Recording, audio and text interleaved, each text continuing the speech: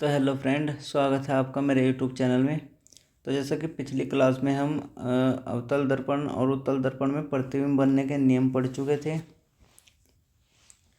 अवतल दर्पण में प्रतिबिंब बनना समझ चुके थे और उत्तल दर्पण में प्रतिबिंब बनना उत्तल दर्पण में प्रतिबिंब का बनना ये भी समझ चुके थे। और जी अवतल दर्पण के उपयोग ये भी पढ़ चुके थे। ठीक है, उत्तल दर्पण के उपयोग ये भी हम पढ़ चुके थे। फिर नेक्स्ट जो ये 3 क्वेश्चन है ये भी हम देख चुके थे। तो आज हमें पढ़ना है क्या, गोलीय दर्पण के लिए चिन्ह परिपाटी। आज हमें गोलीय दर्पण के लिए चिन्ह परिपाटी पढ़ना है। ठीक, चिन्ह परिपाटी का मतलब होता है, मतलब जब हम न्यूमेरिकल जो हल करेंगे उनके लिए हम जो चिन्ह मतलब पॉजिटिव चिन्ह का प्रयोग कब करेंगे, नेगेटिव चिन्ह का प्रयोग वस्तु के लिए कब कब करेंगे, या फिर प्रतिबिंब के लिए कौन सा चिन्ह प्रयोग करेंगे, उसके बारे में इससे जानकारी मिलती है। ठीक है, जैसे जब हम कोई दर्पण लेते हैं, जैसे मैंने उत्तल दर्पण लिया हुआ है, ठीक है, तो इसके जो राइट साइड में होंगे, राइट साइड में हमेशा जो वैल्यू होगी वो पॉजिटिव ली जाएगी।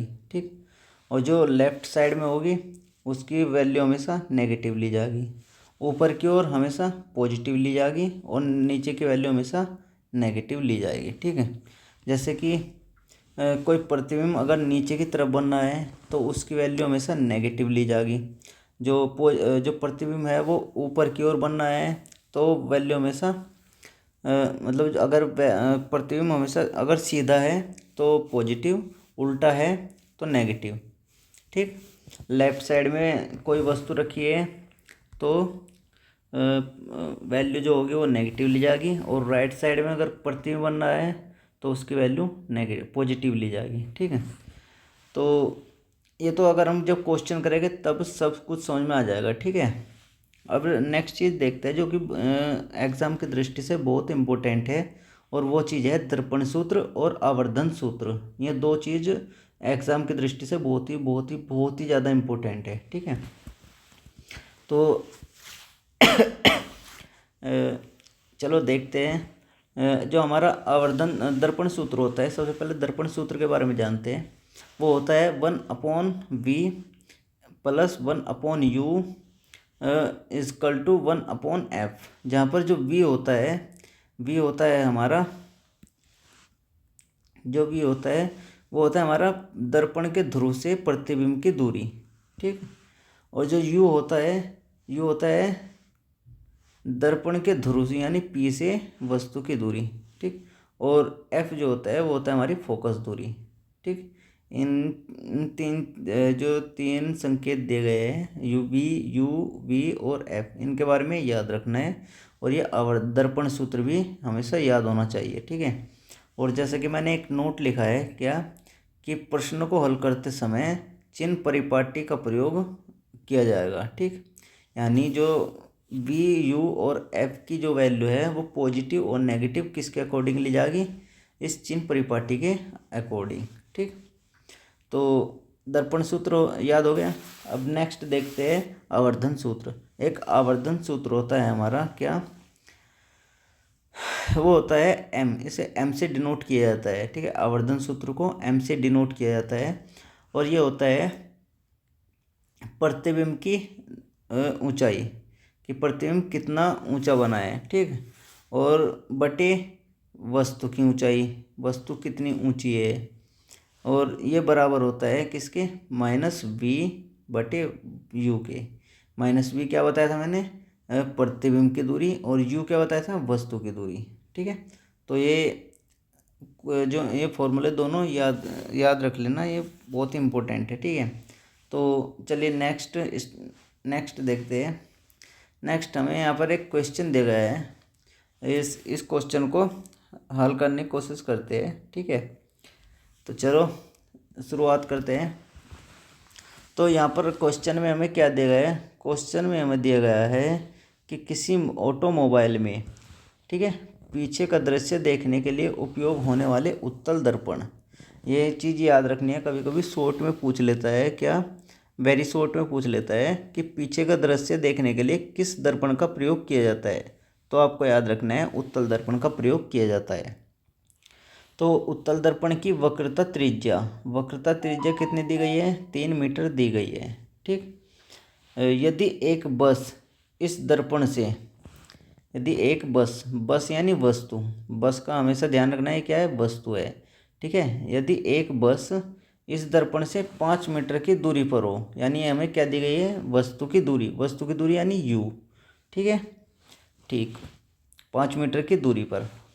तो प्रतिबिंब की स्थिति मतलब v, हमें ज्ञात करना है, यानी प्रतिबिंब की स्थिति ज्ञात करनी है। साइज, अगर साइज पूछता है तो याद रखना ये होती है आवर्धन क्षमता। साइज मतलब आवर्धन क्षमता यानी m। साइज का मतलब होता है m पूछ रहा है। ठीक है, क्वेश्चन में। तो चलिए क्वेश्चन को हल करते हैं। सबसे पहले हम देखते हैं उत्तल दर्पण की वक्रता त्रिज्या। वक्रता त्रिज्या कितनी दी गई है? 3 मीटर। वक्रता त्रिज्या को डिनोट करते हैं आर से, मैंने पहले बताया था। आर बराबर दी गई है 3 मीटर। ओके, ठीक। और एक बस की इस दर्पण से 5 मीटर दूरी पर है। बस को हम वस्तु मान लेते हैं और वस्तु की दूरी को क्या माना था हमने? वी बराबर होती है नहीं, u बराबर होती है वस्तु की दूरी। वस्तु की दूरी क्या होती है? u बराबर कितनी दी है? 5 मीटर। ओके, ठीक। और क्या दिया गया है इसमें? और कुछ नहीं दिया गया है। हमें ज्ञात करना है क्या? प्रतिबिंब की स्थिति। प्रतिबिंब की स्थिति मतलब प्रतिबिंब की दर्पण से दूरी, यानी v हमें फाइंड करनी है। और प्रतिबिंब का साइज का मतलब होता है m, और m हमें फाइंड करना है। ठीक है, यहाँ तक समझ में आया? अब हम देखते हैं उत्तल दर्पण। उत्तल दर्पण कैसा होता है? उत्तल दर्पण होता है ये इस प्रकार से, ये होता है उत्तल दर्पण। इसके जो अंदर की ओर दबा हुआ पार्ट होता है उस पर पॉलिश कर दी जाती है, और ये होता है इसका ध्रुव, और ये होता है इसका परावर्तक पृष्ठ। ठीक है।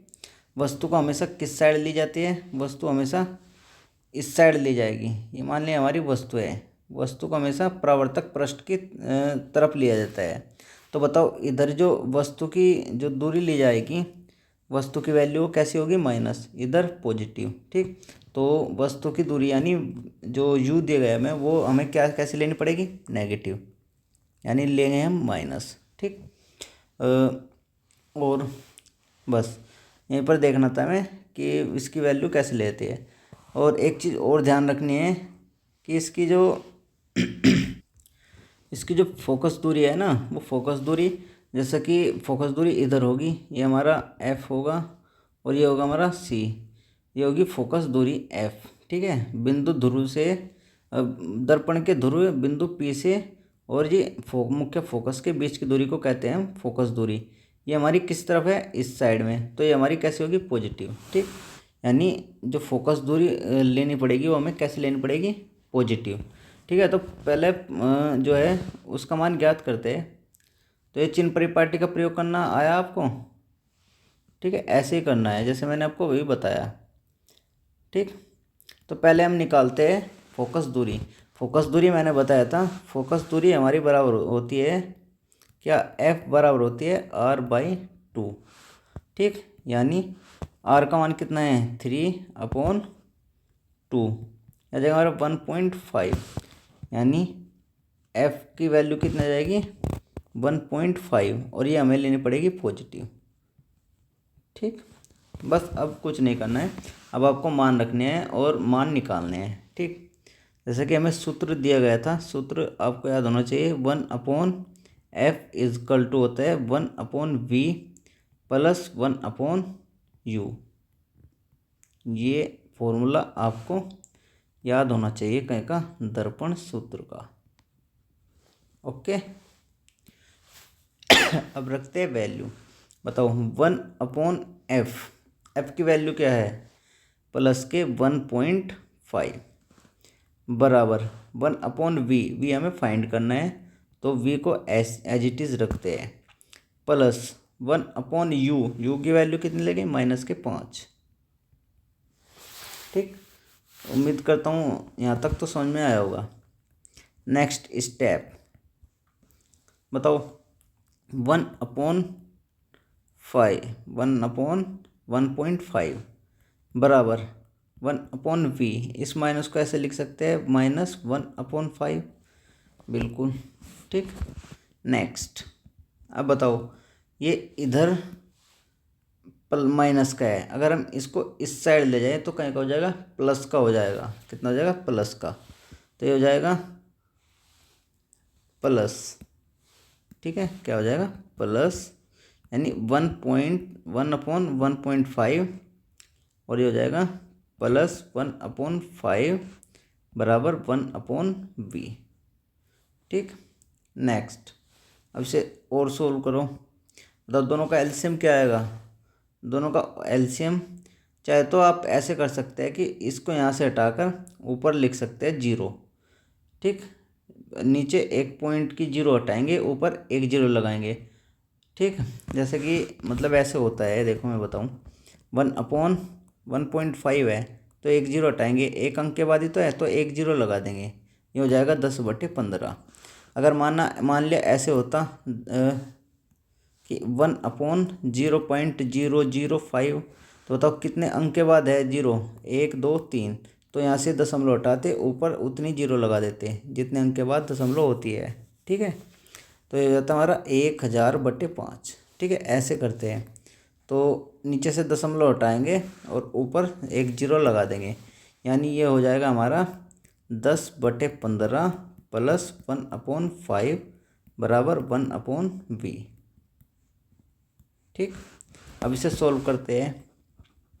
बताओ 15 और 5 का एलसीएम कितना आएगा? ये आएगा हमारा 15, ठीक। 15 से 15 को भाग करेंगे, कितना आएगा? 1। 1 को 10 से गुणा करेंगे तो कितना आएगा? 10, ठीक। फिर प्लस 5 को 15 से भाग करेंगे, कितना आएगा? 3। 3 की 1 में गुणा करेंगे, कितना आएगा? 3 बराबर 1/v, ठीक। ऊपर कितना हो जाएगा? 13/15 और ये हो जाएगा बराबर 1/v, ठीक। हमें वैल्यू निकालनी है v की। अब बताओ क्या करेंगे? अब करेंगे जैसे, अगर हम इसका उल्टा कर देंगे तो इसका उल्टा हो जाएगा 15/13। अगर इसका उल्टा करेंगे तो ये हो जाएगा v, ठीक। यानी v की वैल्यू कितनी आ जाएगी? या तो आप ऐसे कर दीजिए, या आप इसका मान इसको डिवाइड कीजिए और इसका मान पॉइंटों में ले आइए। जब आप इसे डिवाइड करेंगे तो इसकी वैल्यू आएगी कितनी? 1.15 बराबर v, ठीक है। तो ये हमारा v की वैल्यू आ जाएगी, यानी प्रतिबिंब जो होगा वो दर्पण से कितनी दूरी पर होगा? 1.15 मीटर। नेक्स्ट, v की वैल्यू आ गई। अब हमें निकालना है वस्तु का प्रतिबिंब का आकार। प्रतिबिंब का आकार कैसे निकालेंगे? उसके लिए फॉर्मूला होता है m। m बराबर क्या होता है हमारा? m बराबर होता है -v/u। ओके, अभी पीछे पढ़ा था हमने, m बराबर -v की वैल्यू क्या है? v की वैल्यू हमने निकाली ये 1.15 बटे कितना? u की वैल्यू कितनी है हमारे पास? u की वैल्यू है -5। कितनी है? -5। तो ये कट जाएगा, ठीक। माइनस से माइनस कट जाएगा, कितने आएगी m बराबर 1.15/5। अब मैंने अभी बताया था ऊपर कितने अंक के बाद दशमलव है? 1 2, तो दशमलव को हटाएंगे, नीचे उतनी 0 लगा देंगे, ठीक। ये आ जाएगा हमारे पास m बराबर 115/500। अब इसको करते हैं हम इससे भाग। जब आप इसको इससे भाग करेंगे तो ये हमारा आएगा 23 और 2 अंक के बाद दशमलव 0.23 और वो भी प्लस में, ठीक। तो m की वैल्यू कितनी आ जाएगी? इतनी, ठीक। उम्मीद करता हूँ ये क्वेश्चन आपके समझ में आया होगा। तो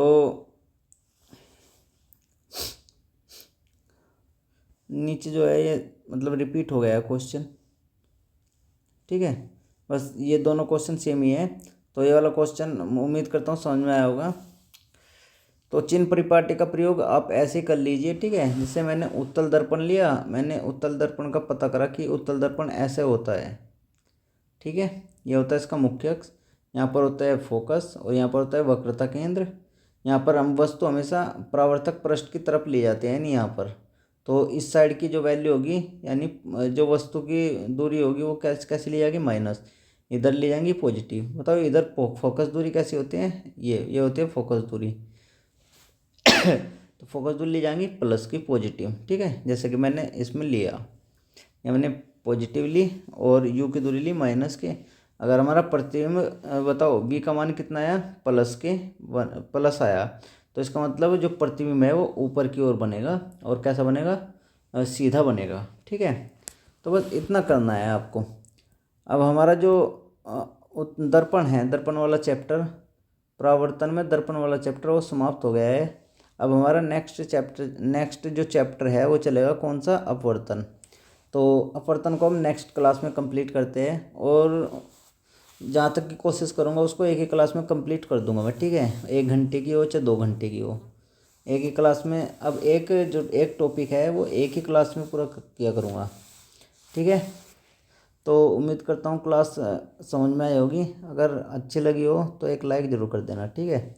ओके, आज की क्लास में बस इतना ही। धन्यवाद।